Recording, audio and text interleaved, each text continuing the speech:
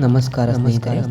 ಬನ್ನಿ ಸ್ನೇಹಿತರೆ, ನಮ್ಮ ಒಡಿಸ್ಸಾದ ಪುಣ್ಯಕ್ಷೇತ್ರದಲ್ಲಿ ನೆಲೆಸಿರುವ ವಿಜ್ಞಾನಿಗಳಿಗೆ ವಿಸ್ಮಯವಾಗಿರುವ ಪ್ರಪಂಚಕ್ಕೆ ಹೆಸರುವಾಸಿಯಾಗಿರುವ ದೊಡ್ಡ ರಥಯಾತ್ರೆ ಅಂದರೆ ಅದೇ ಪೂರಿ ಜಗನ್ನಾಥ ರಥಯಾತ್ರೆ. ಅದರ ವಿಸ್ಮಯ ಮತ್ತು ಅಲ್ಲೇ ನಡೆಯುವ ಆಚರಣೆಗಳ ನಂಬಿಕೆಗಳನ್ನು ತಿಳಿಯಲು ಭಕ್ತರ ಮತ್ತು ದೇವರ ನಡುವೆ ಬಾಂಧವ್ಯವನ್ನು ತಿಳಿಯಲು ಒಡಿಸ್ಸಾದ ಪುಣ್ಯಕ್ಷೇತ್ರ ಜಗನ್ನಾಥಪುರಿಯು ಆದಿಶಂಕರಾಚಾರ್ಯರು ಪ್ರತಿಷ್ಠಾಪಿಸಿದ ಭಾರತದ ಪವಿತ್ರ 4 ಚಾತುರ್ಧರ್ಮಗಳಲ್ಲಿ ಒಂದು. ಇಲ್ಲಿ ಪ್ರತಿ ವರ್ಷ ನಡೆಯುವ ವಿಶ್ವ ಪ್ರಸಿದ್ಧ ರಥಯಾತ್ರೆ ಕೇವಲ ಧಾರ್ಮಿಕ ಉತ್ಸವವಾಗಿರದೆ ಅದು ಕೋಟ್ಯಾಂತರ ಭಕ್ತರ ಭಾವನೆಗಳು, ನಂಬಿಕೆಗಳ ಮತ್ತು ಆಧ್ಯಾತ್ಮಿಕ ಚೇತನದ ಮಹಾಸಂಗಮದಿಂದ ಕೂಡಿದೆ. ಪೂರಿ ಜಗನ್ನಾಥ ಶ್ರೀಕೃಷ್ಣ ಮತ್ತು ಅವರ ಸಹೋದರ ಬಲರಾಮ ಹಾಗೂ ತಂಗಿ ಸುಭದ್ರೆ ದೇವರನ್ನು ಆರಾಧಿಸುತ್ತಾರೆ. ಇಲ್ಲಿನ ವಿಗ್ರಹಗಳನ್ನು ಕಲ್ಲು ಮತ್ತು ಲೋಹದಿಂದ ನಿರ್ಮಿತವಾಗಿಲ್ಲ, ಬದಲಿಗೆ ಪವಿತ್ರವಾದ ಬೇವಿನ ಮರದಿಂದ ದಾರುಬ್ರಹ್ಮ ಅಂತ ಕರೆಯುತ್ತಾರೆ ವಿಶಿಷ್ಟವಾಗಿ ಕೆತ್ತಲಾಗಿದೆ. ಪುರಾಣಗಳ ಪ್ರಕಾರ ಮಾಳವ ದೇಶದ ರಾಜ ಇಂದ್ರದಮನು ವಿಗ್ರಹಗಳನ್ನು ಪ್ರತಿಷ್ಠಾಪಿಸಿರ್ತಾನೆ. ಇಲ್ಲಿ ದೇವರಿಗೂ ಜ್ವರ ಬರುತ್ತೆ ಅಂತ ಕೇಳಿರ್ತೀವಿ.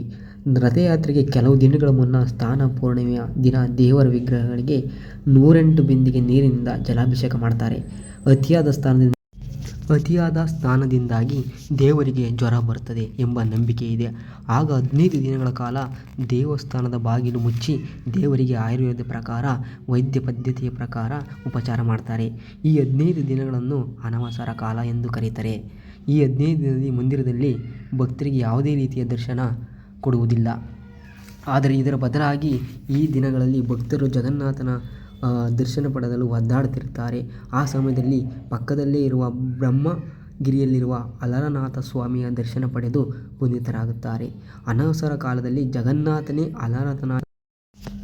ಆ ಸಮಯದಲ್ಲಿ ಜಗನ್ನಾಥನ ಬದಲಿಗೆ ಆ ಸ್ವಾಮಿಯ ಅಲರನಾಥ ಆಗಿ ದರ್ಶನ ನೀಡುತ್ತಾನೆ ಎಂಬುದು ಭಕ್ತರ ಗಾಢ ನಂಬಿಕೆ. ಅನೇಕ ಭಕ್ತರು ಈ ಸಮಯದಲ್ಲಿ ಜಗನ್ನಾಥನ ನಾಮಸ್ಮರಣೆ ಕೂಡ ಮಾಡುತ್ತಾರೆ.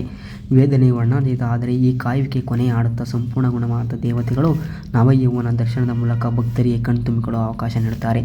ರಥಯಾತ್ರೆಯ ಸಂದರ್ಭದಲ್ಲಿ ದೇವರು ರಥದ ಮೇಲೆ ಪ್ರತ್ಯಕ್ಷನಾದಾಗ ಭಕ್ತರ ಕಣ್ಣಲ್ಲಿ ಆನಂದಾಶ್ರು ಹರಿಯುತ್ತದೆ.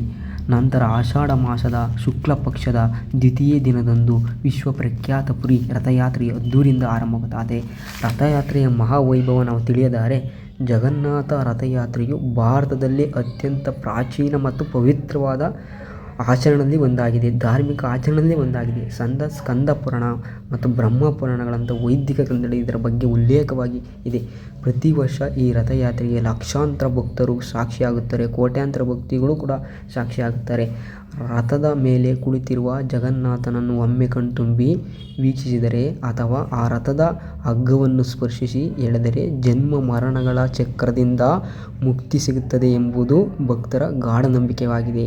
ಜಗನ್ನಾಥ, ಬಲಭದ್ರ ಮತ್ತು ಸುಭದ್ರ ದೇವಿಯರು ಕ್ರಮವಾಗಿ ತಮ್ಮ 3 ಬೃಹತ್ ರಥಗಳಾದ ನಂದಿಘೋಷ, ತಾಳಧ್ವಜ ಮತ್ತು ದರ್ಪದಲನವನ್ನು ಏರಿ ಸುಮಾರು 3 ಕಿಲೋಮೀಟರ್ ದೂರದಲ್ಲಿರುವ ತಮ್ಮ ಅತ್ತೆಯ ಮನೆಯಾದ ಗುಡಿಚ್ಚಾ ದೇವಸ್ಥಾನಕ್ಕೆ ಪ್ರಯಾಣ ಬೆಳೆಸುತ್ತಾರೆ.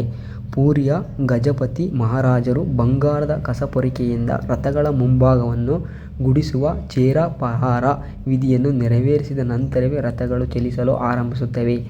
ರಾಜನೇ ಸ್ವತಃ ರಥದ ಮುಂಭಾಗವನ್ನು ಗುಡಿಸುವುದು ಭಗವಂತನ ಮುಂದೆ ಎಲ್ಲರೂ ಸಮಾನರು ಎಂದು ಪವಿತ್ರ ಸಂದೇಶವನ್ನು ಸಾರುತ್ತಾರೆ. ಭಕ್ತರ ಅಪಾರ ಜನಸಾಗರದಿಂದಾಗಿ ರಥಗಳು ಗುಡಿಚ್ಚಾ ದೇವಸ್ಥಾನ ತಲುಪಲು ಸಾಮಾನ್ಯವಾಗಿ 1 ರಿಂದ 2 ದಿನಗಳ ಕಾಲ ತೆಗೆದುಕೊಳ್ಳುತ್ತವೆ. ಅಲ್ಲಿಗೆ ತಲುಪಿದ ನಂತರ ದೇವತೆಗಳು 7 ದಿನಗಳ ಕಾಲ ಗುಡಿಚ್ಚಾ ದೇವಸ್ಥಾನದಲ್ಲೇ ಉಳಿದಿರುತ್ತಾರೆ. ಈ ಅವಧಿಯಲ್ಲಿ ಲಕ್ಷಾಂತರ ಭಕ್ತರು ದೇವರ ದರ್ಶನ ಪಡೆದು ಧನ್ಯರಾಗುತ್ತಾರೆ. 7 ದಿನಗಳ ಗುಡಿಚ್ಚಾ ಮಂದಿರದ ವಾಸ್ತವ್ಯದ ನಂತರ ಆಷಾಢ ಶುಕ್ಲ ದಶಮಿಯಂದು ದೇವತೆಗಳು ಮರಳಿ ಪ್ರಯಾಣ ಅಂದರೆ ಬಹುಧಾ ಯಾತ್ರೆ ಹಿಂತಿರುಗುವ ರಥಯಾತ್ರೆ ಆರಂಭವಾಗುತ್ತದೆ. ಜಗನ್ನಾಥ, ಬಲಭದ್ರ ಮತ್ತು ಸುಭದ್ರ ದೇವಿಯರು ಇದೇ 3 ರಥಗಳನ್ನೇರಿ ಮತ್ತೆ ತಮ್ಮ ಮೂಲ ನೆಲೆಯಾದ ಶ್ರೀಮಂದಿರದತ್ತ ಮುಖ ಮಾಡುತ್ತಾರೆ.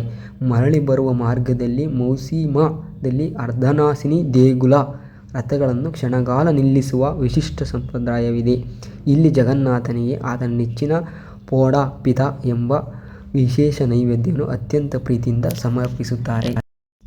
ಶ್ರೀಮಂದಿರದ ಸಮೀಪ ತಲುಪಿದ ನಂತರ ಸುನ ಬೇಸ ಚಿನ್ನದ ಅಲಂಕಾರ ಎಂಬ ಭವ್ಯ ಉತ್ಸವವು ನಡೆಯುತ್ತದೆ.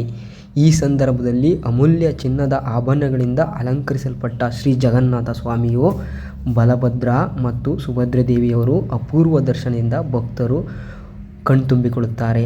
ಇದರ ಬಳಿಕ ಆಧಾರಪಾನ ಮತ್ತು ನೀಲಾದ್ರಿ ಬೀಜೆ ಎಂಬ ಮಹತ್ವದ ಆಚರಣೆಗಳು ನೆರವೇರುತ್ತವೆ. ರಥಯಾತ್ರೆಗೆ ತನ್ನನ್ನು ಕರೆದೊಯ್ಯದೆ ಏಕಾಂಗಿಯಾಗಿ ಬಿಟ್ಟು ಹೋಗಿದ್ದಕ್ಕೆ ಕೋಪಗೊಂಡ ಲಕ್ಷ್ಮೀದೇವಿಯು ಜಗನ್ನಾಥನಿಗೆ ಪ್ರೀತಿಯ ಮುನಿಸಿನಿಂದ ದೇವಾಲಯದ ಒಳಗೆ ಪ್ರವೇಶಿಸದಂತೆ ದ್ವಾರವನ್ನು ಮುಚ್ಚುತ್ತಾಳೆ. ಆಗ ಜಗನ್ನಾಥನು ಆಕೆಯ ಕೋಪವನ್ನು ತಣಿಸಲು ಮಧುರವಾದ ರಸಗೋಳವನ್ನು ಪ್ರಸಾದವಾಗಿ ಅರ್ಪಿಸುತ್ತಾನೆ. ಇದರಿಂದ ಅಸಂತುಷ್ಟಳಾದ ಮಹಾಲಕ್ಷ್ಮೀ ದೇವಿಯು ಮಂದಿರದ ಬಾಗಿಲುಗಳನ್ನು ತೆರೆದು ಜಗನ್ನಾಥ, ಬಲಭದ್ರ ಮತ್ತು ಸುಭದ್ರಾದೇವಿಯರನ್ನು ಆದರಪೂರ್ವಕವಾಗಿ ಮಂದಿರದೊಳಗೆ ಸ್ವಾಗತಿಸುತ್ತಾಳೆ. ಈ ದಿವ್ಯ ಘಟನೆಯು ಮಾನವ ದಾಂಪತ್ಯದಲ್ಲಿನ ಪ್ರೀತಿ, ಪರಸ್ಪರ ಗೌರವ, ಕ್ಷಮೆ ಮತ್ತು ಪುನರ್ನಿರ್ಮಿಲನದ ಶಾಶ್ವತ ಸಂದೇಶವನ್ನು ಸಾರುತ್ತದೆ. ಭಕ್ತರ ಹೃದಯಗಳನ್ನು ಭಕ್ತಿ ಮತ್ತು ಆನಂದದ ಕಡಲಿನಲ್ಲಿ ತೇಲಿಸುವ ಈ ಪವಿತ್ರ ಲೀಲೆಯೊಂದಿಗೆ ಜಗನ್ನಾಥನ ರಥಯಾತ್ರೆ ಮಹೋತ್ಸವ ಅತ್ಯಂತ ಮಂಗಳಕರವಾಗಿ ಸಂಪನ್ನಗೊಳ್ಳುತ್ತದೆ.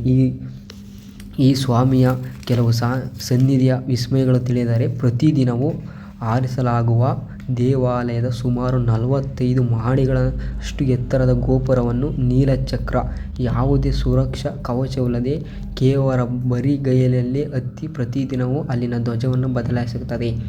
ಈ ಆಚರಣೆ ಕಳೆದ 1800 ವರ್ಷಗಳಿಂದ ನಿರಂತರವಾಗಿ ನಡೆದು ಬಂದಿದೆ. ನಿಯಮದ ಪ್ರಕಾರ ಒಂದೇ ಒಂದು ದಿನ ಈ ಧ್ವಜವನ್ನು ಬದಲಾಯಿಸದೇ ಇದ್ದರೆ ದೇಗುಲವನ್ನು ಮುಂದಿನ 18 ವರ್ಷಗಳ ಕಾಲ ಮುಚ್ಚಬೇಕಾಗುತ್ತದೆ. ಇನ್ನು ಈ ಗೋಪುರದ ಮೇಲಿರುವ ಬೃಹತ್ ಸುದರ್ಶನ ಚಕ್ರದ ವಿಶೇಷ ಎಂದರೆ, ನೀವು ಪುರಿ ನಗರದ ಯಾವುದೇ ಮೂಲೆಯಿಂದ ಯಾವುದೇ ದಿಕ್ಕಿನಿಂದ ನೋಡಿದರೂ ಅದು ನಿಮಗೆ ಮುಖಾಮುಖಿಯಾಗಿ ನೇರವಾಗಿ ಇದ್ದಂತೆ ಕಾಣುತ್ತದೆ. ಎರಡನೇದಾಗಿ ಏನಪ್ಪ ಅಂದರೆ, ಗಾಳಿ ವಿರುದ್ಧ ದಿಕ್ಕಿನಲ್ಲಿ ಹಾರುವ ಧ್ವಜ. ಸಾಮಾನ್ಯವಾಗಿ ಯಾವುದೇ ಧ್ವಜವು ಗಾಳಿ ಬೀಸುವ ದಿಕ್ಕಿನಲ್ಲಿ ಹಾರುತ್ತದೆ. ಆದರೆ ಪುರಿ ಜಗನ್ನಾಥ ದೇವಾಲಯದ ಶಿಖರದ ಮೇಲಿರುವ ಧ್ವಜವು ಗಾಳಿಯ ವಿರುದ್ಧ ದಿಕ್ಕಿನಲ್ಲಿ ಹಾರಾಡುತ್ತದೆ.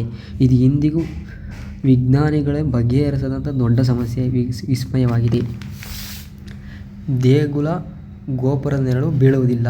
ಈ ದೇವಾಲಯದಲ್ಲಿ ವಾಸ್ತುಶಿಲ್ಪ ಎಷ್ಟು ಅದ್ಭುತವಾಗಿದೆ ಅಂದರೆ, ಹಗಲಿನ ಯಾವುದೇ ಸಮಯದಲ್ಲಿ ಸೂರ್ಯನು ಯಾವುದೇ ದಿಕ್ಕಿನಲ್ಲಿದ್ದರೂ ಮಂದಿರದ ಮುಖ್ಯ ಗೋಪುರದ ಶಿಖರದ ನೆರಳು ಮಾತ್ರ ನೆಲದ ಮೇಲೆ ಯಾವುದೇ ಕಾರಣಕ್ಕೂ ಕಾಣಿಸುವುದೇ ಇಲ್ಲ.